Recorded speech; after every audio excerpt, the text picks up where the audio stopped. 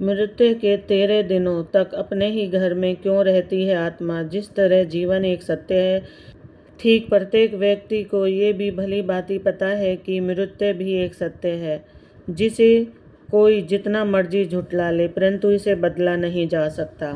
कहने का अर्थ है कि जिसने इस पृथ्वी पर जन्म लिया है, उसे एक न एक दिन अपने प्राणों की आहुति देनी पड़ती है। हम सभी ने अपने बड़े बुजुर्गों से कहते सुना है कि मृत्यु के बाद मनुष्य शरीर की आत्मा 13 दिनों तक अपने ही घर में रहती है। मगर ऐसा क्यों? इस बारे में क्या किसी ने सोचा है? अगर नहीं तो चलिए आज जानते हैं कि आखिर क्यों मृतक शरीर की आत्मा 13 दिनों तक अपने ही घर में भटकती रहती है। गरुड़ पुराण में बताया गया है कि जब किसी व्यक्ति की मृत्यु होती है तो यमराज के यमदूत उसे अपने साथ यमलोक ले जाते हैं। यहाँ उसके अच्छे और बुरे कर्मों का हिसाब होता है और फिर 24 घंटे के अंदर यमदूत उस प्राणी की आत्मा को वापस घर छोड़ जाते हैं।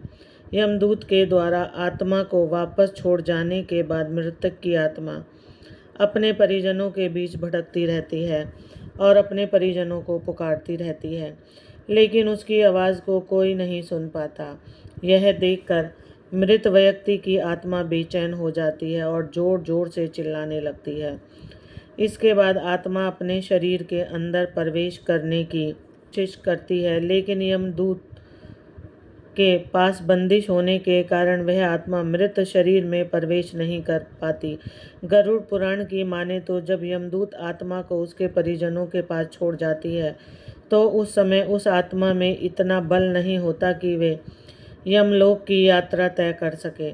गरुड़ पुराण के अनुसार किसी भी मनुष्य की मृत्यु के बाद जो 10 दिनों तक किया जाता है, उससे मृतक आत्मा के विभिन्न अंगों की रचना होती है, और जो 11वें और 12वें दिन पिंडदान किया जाता है, उससे मृतक आत्मा रूपी शरीर का मांस और त्वचा का निर्माण होता है। और जब 13वें दिन 13वीं की जाती है तो उस दिन मृतक के नाम का पिंडदान किया जाता है। उसी से ही वो आत्मा यमलोक तक की यात्रा तय करती है, अर्थात मृतक के बाद मृतक के नाम का जो पिंडदान किया जाता है, उसी से ही आत्मा को मृतलोक से यमलोक तक यात्रा करने का बल मिलता है। इसलिए ही गरुड़ पुराण में बताया गया है कि जब किसी मनुष्य की मृत्यु हो जाती है तो उसकी आत्मा 13 दिन तक अपने परिजनों के पास अपने घर में ही भटकती रहती है और उसके बाद आत्मा मृत लोक से यमलोक की ओर निकल पड़ती है, जिसे पूरा करने के लिए उसे 12 महीने यानी कि 1 साल का वक्त लगता है। इतना ही नहीं, मान्यता के अनुसार 13 दिनों तक मृतक के नाम का किया गया पिंडदान उसके 1 वर्ष के भोजन के समान होता है। पिंडदान न किया जाए तो क्या होगा? अगर किसी मृतक व्यक्ति का पिंडदान नहीं किया गया तो क्या होता है? तो आपको बता दें कि इसका भी वर्णन गरुड़ पुराण में किया गया है। जी हाँ, जिस मृतक व्यक्ति का पिंडदान नहीं किया जाता, यमदूत उस आत्मा को 13वें दिन जबरदस्ती घसीटते हुए यमलोक की ओर ले जाते हैं और मृतक व्यक्ति की आत्मा को इस दौरान काफ़ी कष्ट उठाना पड़ता है। इसलिए हिंदू धर्म में मनुष्य की मृत्यु के बाद 13 दिनों तक पिंडदान करना आवश्यक माना गया है। इसके अलावा आपको बता दें कि 13वें दिन परिजनों के द्वारा मृतक व्यक्ति के नाम का जो भोज करवाया जाता है, अगर वह कर्ज लेकर किया जाए तो मृत व्यक्ति की आत्मा को शांति नहीं मिलती। इतना ही नहीं, गरुड़ पुराण में यह भी बताया गया है कि जो व्यक्ति जीवित रहते हैं, अच्छे कर्म करता है, मृत्यु के बाद उसकी आत्मा को यात्रा के दौरान यमदूत कोई कष्ट नहीं देते, और जो व्यक्ति बुरे कर्म करते हैं उसकी आत्मा को यमदूत यात्रा के दौरान कई यातनाएं देते हुए ले जाते हैं और आत्मा को इस दौरान कई कष्ट भोगने पड़ते हैं। इसलिए किसी व्यक्ति की मृत्यु के 13वें दिन बाद 13वीं भोज पर आयोजन किया जाता है। इससे मृतक की आत्मा को मुक्ति मिलती है, वरना आत्मा को मुक्ति पाने के लिए कई तरह के कष्टों का सामना करना पड़ता है।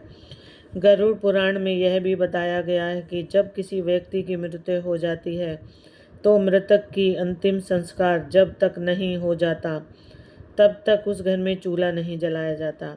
ऐसा करने से मृतक की आत्मा को कष्ट पहुंचता है। माना जाता है कि भोजन का ग्रहण प्रसन्नचित्त होकर करना चाहिए, लेकिन घर में अगर किसी व्यक्ति की मृत्यु हो गई है तो ऐसे में उस घर के माहौल में प्रसन्नचित्त कैसे रहा जा सकता है। अगर घर में कोई व्यक्ति भोजन करता है तो मृत आत्मा को बहुत कष्ट पहुंचता है। इसी वजह से गरुड़ पुराण में बताया गया है कि मृतक का जब तक दाह संस्कार नहीं हो जाता तब तक उस घर में भोजन करना निषेध माना गया है। पिंडदान करने का महत्व। मृतक को पिंडदान देने का भी महत्व गरुड़ पुराण में बताया गया है कि जब किसी व्यक्ति की मृत्यु हो जाती है तो उसे देवतुल्य माना जाता है और उसे वैसा ही देवता जैसे सम्मान दिया जाता है। उसकी पूरी क्रियाएं भी की जाती हैं। यह सारी क्रियाएं हम बिना भोजन किए ही करते हैं। इसलिए मृतक आत्मा को पहले पिंडदान करते हैं, उसके बाद ही मृतक व्यक्ति के घर में भोजन का महत्व होता है। गरुड़ पुराण का पाठ करना भी बेहद जरूरी है। गरुड़ पुराण में मृतक की आत्मा को अगले जन्म में मनुष्य का जीवन पाने के लिए गर्भ संस्कार से लेकर अंतिम संस्कार तक 16 संस्कार बताए गए हैं, जिनमें 16वां संस्कार अंतिम संस्कार बताया गया है। गरुड़ पुराण के अनुसार शास्त्रों में मनुष्य की मृत्यु के बाद मृतक की आत्मा की आगे की यात्रा के बारे में बताया गया है। इसलिए किसी व्यक्ति की मृत्यु हो जाने पर गरुड़ पुराण का पाठ कराया जाता है। मृत्यु के बाद की रस्में बहुत अहम होती हैं। यदि वे न निभाई जाए तो मृतक की आत्मा भटकती रहती है। वहीं परिजनों की जिंदगी भी मुसीबतों से घिर जाती है और उन्हें अपने पूर्वजों का आशीर्वाद भी नहीं मिलता। मृत्यु के बाद किए जाने वाले संस्कारों व रस्मों के बारे में बताने के बाद आखिर में आपको यह भी बताते चलें कि 13वीं के दिन मृतक का पिंडदान करने के बाद 13 ब्राह्मणों को भोजन कराना भी आवश्यक माना गया है।